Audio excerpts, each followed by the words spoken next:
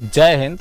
बिहार सरकार के minority affairs minister जमा खान, जिन्होंने स्वीकार किया कि उनके पूर्वज हिंदू राजपूत थे।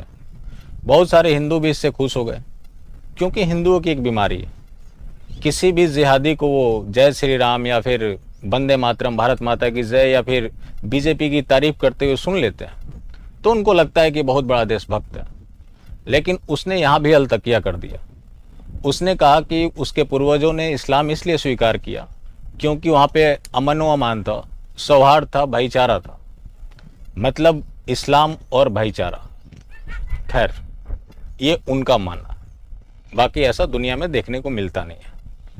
इसने एक और भी तर्क दिया कि हमारा इस्लाम ये सिखाता है कि हम खाना खा रहे हैं तो बगल वाला भूखा तो नहीं है।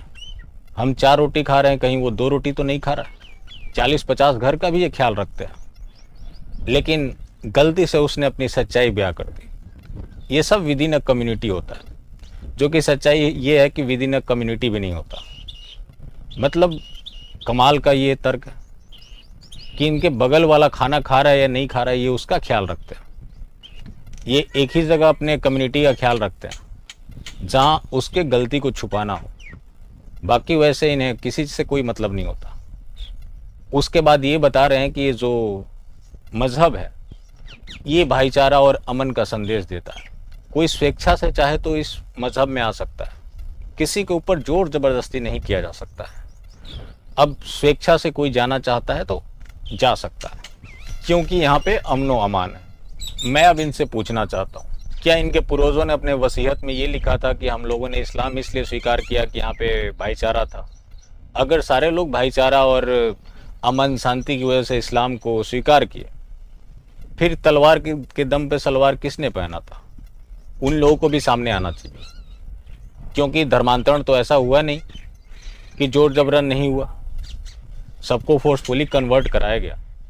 तो चलो, कुछ लोगों को बेशक ना कराया गया हो, लेकिन जिन जिन लोगों को कराया गया उनको भी तो सामने आना चाहिए। ये तो सच बात है कि सबके पूर्वज हिंदू थे, लेकिन इनका जो कन्वर्जन हुआ, उस कन्वर्जन के पीछे क्या क्या वजह रहा, सबको अपने अपने वसीयत को लेकर सामने आना चाहिए। मतलब एक तरफ ये स्वीकार तो कर रहे हैं, लेकिन दूसरी तरफ ये बताने की कोशिश कर रहे हैं कि हम जहाँ हैं वो बेहतर जगह है। इसके पीछे भी वजह है। जब देश आज़ाद हुआ, देश के तमाम हिस्सों में ये लोग घर वापसी करना चाहते थे, लेकिन हिंदुओं के आपसी विरोध की वजह से इनका घर वापसी नहीं हो पाया। उसके बाद की बात करें तो कांग्रेस ने इनको बेटों की तरह माना। अगर बात करें भारतीय जनता पार्टी की, तो भारतीय जनता पार्टी ने इनको दमादों की तरह माना। अगर राजनीति की बात करें तो कांग्रेस से भारतीय जनता पार्टी ने कुछ ज़्यादा नुकसान किया इस देश का, खास करके अपीजमेंट के मामले में। बीजेपी ने दामाद की तरह कैसे पाला? चाहे वो सुब्रमण्यम स्वामी हो या फिर रामलाल हो या फिर लाल कृष्ण आडवाणी हो, इन लोगों ने अपनी बेटी भतीजियाँ तो दी इनको।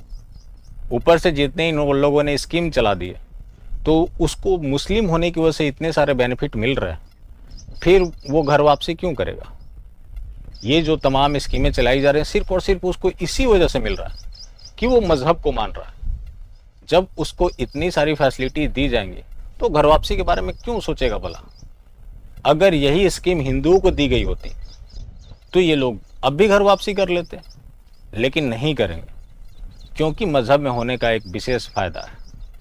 एक और भी फायदा, 4 शादियां भी कर सकते हैं, हिंदू की लड़कियों को भगा कर ला भी सकते हैं, इनके मोहल्ले में पुलिस भी नहीं जा सकती।